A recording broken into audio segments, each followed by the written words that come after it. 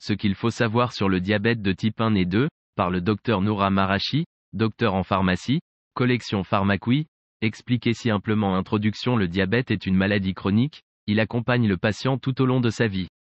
Il est lié à une dérégulation du taux de glucose, sucre, dans le sang, entraînant une augmentation permanente de la glycémie, taux de glucose sanguin. Près de 5% de la population française souffre de cette maladie.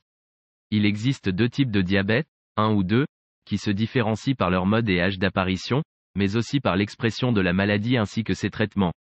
Le diabète de type 2 représente 90% des cas de diabète et touche environ 2 millions de personnes en France. Il se prononce généralement à partir de 40 ans. Il est en relation directe avec l'hygiène de vie du patient, alimentation, activité physique, surpoids. Depuis quelques années, le nombre de personnes souffrant de cette maladie augmente de manière importante, surtout dans les pays industrialisés où elle commence à s'exprimer dès l'adolescence. Le diabète de type 1 apparaît relativement tôt, enfance, début de l'âge adulte.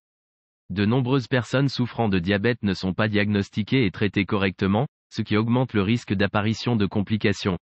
Il est principalement dû à la transmission de certains gènes affectant le système immunitaire du patient. En l'absence de traitement, cette maladie peut entraîner une atteinte des vaisseaux sanguins et des nerfs sur le long cours. Elle favorise ainsi le risque d'apparition de troubles cardiaques, rénaux, visuels, ainsi qu'une perte de la sensibilité au niveau des mains et des pieds. Les personnes souffrant de diabète peuvent être sujettes à différents malaises dus à une élévation ou à l'inverse, à une réduction trop importante de leur glycémie. Ces variations sont causées par des traitements inadaptés à l'activité physique et au régime alimentaire du patient. 1. Qu'est-ce que le diabète ? Le mot diabète vient de la langue grecque, il signifie « qui traverse ». Les médecins de l'époque avaient constaté que les patients souffrant de cette maladie rejetaient très rapidement l'eau et les boissons qu'ils buvaient, comme si elles ne faisaient que traverser leur organisme. Leurs urines étaient abondantes et contenaient du sucre, d'où l'origine de ce mot. Le diabète est dû à une réduction ou à l'absence de la sécrétion d'une hormone, messager chimique, appelée insuline, par le pancréas. Cette glande située en dessous et en arrière de l'estomac sécrète une substance, sucre, au sein de l'intestin pour la digestion, mais aussi les deux hormones, insuline, glucagon, permettant de réguler la glycémie et de la maintenir à un taux normal, soit environ 1 g par litre chez une personne à jeun. L'insuline a pour rôle principal de réguler la glycémie après un repas ou une collation, elle favorise également la formation de graisse, tissu adipeux, à partir du sucre. Les aliments consommés au cours de la journée sont pris en charge par notre système digestif qui va le transformer en nutriments, lipides, glucides, protéines. Ceux-ci sont absorbés et passent à travers le sang pour être transportés puis distribués à l'ensemble de l'organisme grâce à différents éléments, hormones, protéines transporteuses.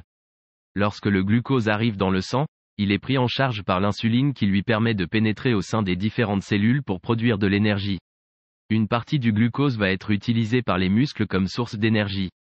Le reste est transporté vers le foie pour être stocké et constitue ainsi la principale réserve énergétique de l'organisme. La forme de stockage du glucose au sein des muscles et du foie est appelée glycogène, molécule constituée de chaînes de glucose. Les personnes souffrant de diabète ne sécrètent pas ou très peu d'insuline, ce qui entraîne une accumulation de glucose dans le sang, provoquant une hyperglycémie, augmentation du taux de glucose sanguin. Celle-ci peut provoquer de nombreux dégâts au niveau des vaisseaux sanguins, des nerfs, mais aussi un coma du patient dans les cas les plus graves. Le diabète de type 1, appelé aussi diabète insulino-dépendant, apparaît généralement au cours de l'enfance ou au début de l'âge adulte. Il est moins fréquent que le diabète de type 2. Lors de ce type de diabète, pour des raisons encore mal connues, les cellules du pancréas responsables de la production d'insuline sont attaquées par le système immunitaire du patient, ce qui entraîne leur détérioration.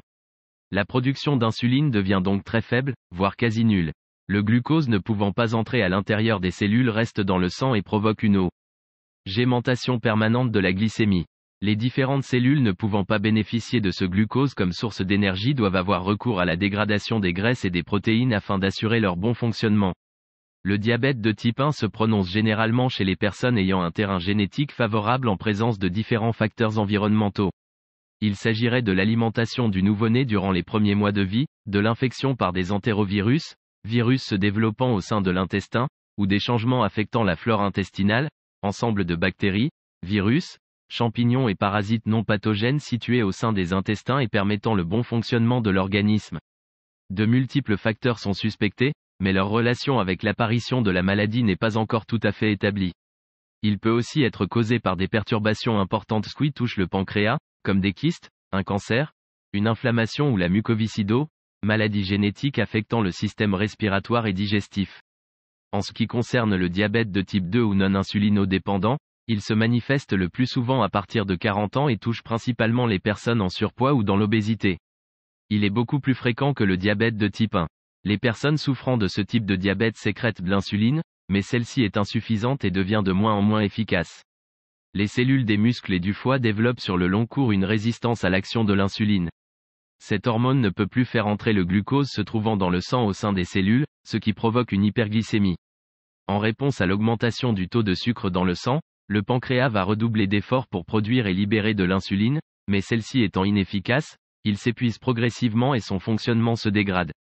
La production d'insuline devient alors insuffisante pour combler les besoins de l'organisme. Le risque d'apparition du diabète de type 2 est plus fréquent chez les personnes ayant des parents diabétiques, même si les causes de cette maladie ne sont pas encore réellement connues. 2. Les facteurs de risque et les moyens de prévention du diabète. Le principal élément favorisant la survenue du diabète de type 1 est la transmission de certains gènes par les parents pouvant affecter le système immunitaire dans certaines conditions.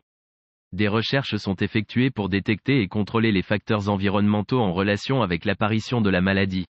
Des études sont aussi menées afin de lutter contre les mécanismes conduisant le système immunitaire à attaquer les cellules du pancréas responsables de la production d'insuline. À l'issue de ces recherches, différents